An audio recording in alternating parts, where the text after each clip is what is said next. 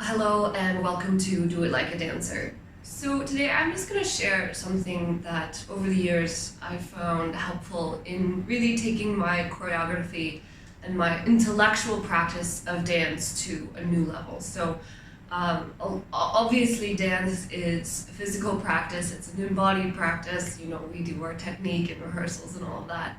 But if you're planning on going forwards with it or you want to work more in it, it's really worth your while to explore the intellectual side of dance. So a lot of this is just understanding, what movement means and how symbols work and how communication works and how embodiment is, but then also just the whole practice of dance, its history, where it came from, the specific cultural histories. Obviously Western contemporary dance is a standard, shall we say, but it should not be, because there's many other traditions of dance and even contemporary dance to explore.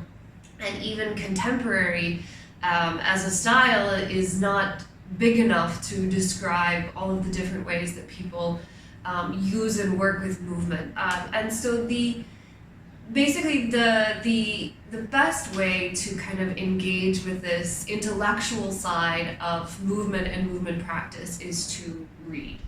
Obviously I know reading's not for everyone, but when I started reading, so my mentor in South Korea, a wonderful woman by the name of Jin, she started giving me books to read about dance and choreography, and it did absolutely entirely changed my perspective and practice.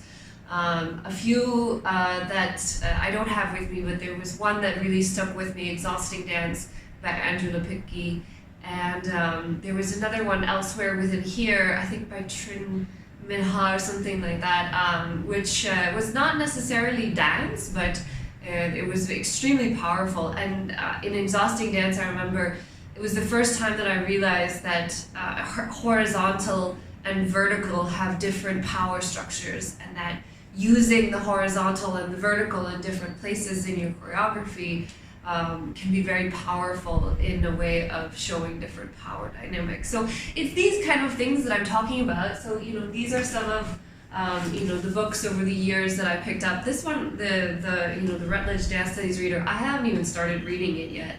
But I picked it up and just kind of a funny anecdote. I picked up this book, Performance Studies, at a bookstore just completely randomly. It's a textbook, actually.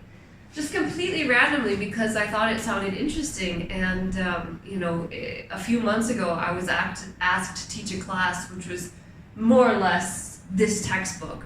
And so I drew upon all of my reading there to teach the class, and this kind of happens, and even in your choreography, you read things, and then you have, you can envision how they work, and they inspire you.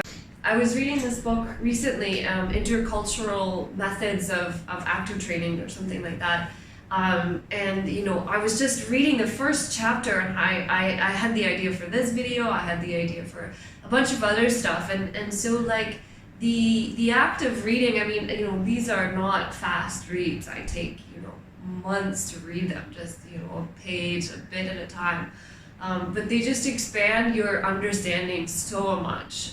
So that's kind of, it sounds kind of weird and academic and scholarly for, a performing art, but in my opinion, if you're moving more into the practice, or you want to understand why it is the way it is, or how we use movement to communicate, then reading is really something that I think you need to look into to expand your knowledge. So that's all I have to share for today. Thank you so much, as always, for supporting this channel. It is a labor of love, and it's been going on for, I guess, almost 5 or 6 years now.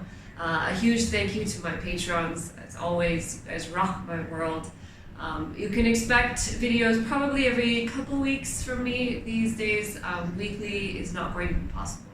I do my best and do all the YouTube things. If you like what you see, please share it with a friend. I'll see you next time.